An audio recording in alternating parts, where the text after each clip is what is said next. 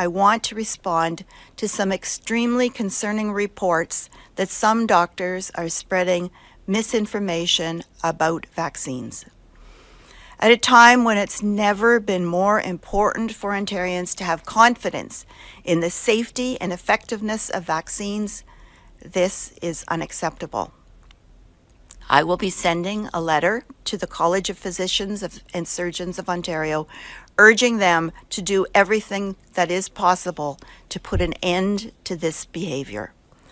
They should consider all options in doing so, including reviewing the licenses of physicians found to be spreading misinformation. The Canadian government has now officially paid out over $14 million to the victims of the COVID-19 safe and effective marketing vaccine ploy. The Vaccine Injury Support Program, known as VISP, was born out of the government's 2020 rushed-to-market authorization of experimental drug and treatment options to counteract what they called a deadly pandemic. In a July update that reflects reporting up until June 1st, 2024, the program has now paid out over $14 million to the victims of the safe and effective COVID-19 vaccine marketing mantra.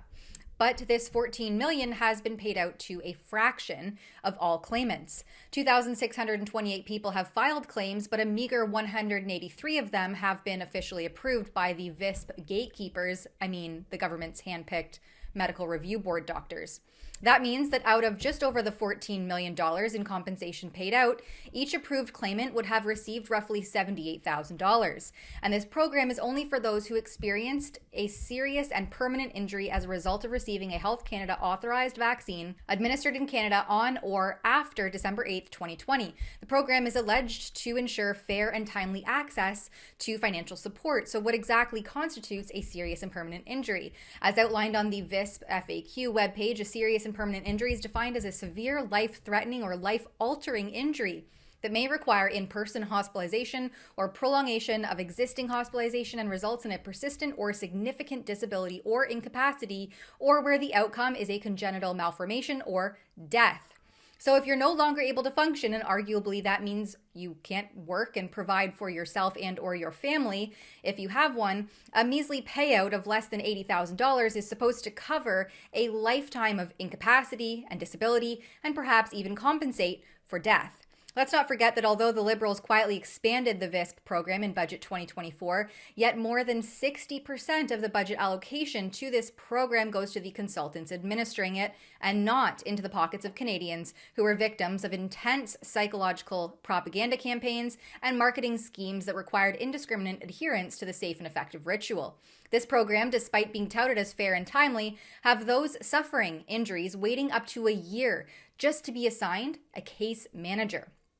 According to the Government of Canada's own COVID-19 vaccine special interest safety reporting, as of January 5th, 2024, there have been a total of 488 reports with an outcome of death following vaccination. Yet less than 200 have been officially approved for VISP. Could that be because Health Canada took 2 years to streamline COVID-19 adverse events reporting, causing chaos and confusion as doctors attempted to submit documentation, or perhaps the bloated bureaucracy and mountains of paperwork required to navigate the program are too cumbersome for those suffering from debilitating neurological impairments? That is, if doctors' adverse events reports ever make it through the multi-layered filtering system put in place by gatekeepers at Public Health.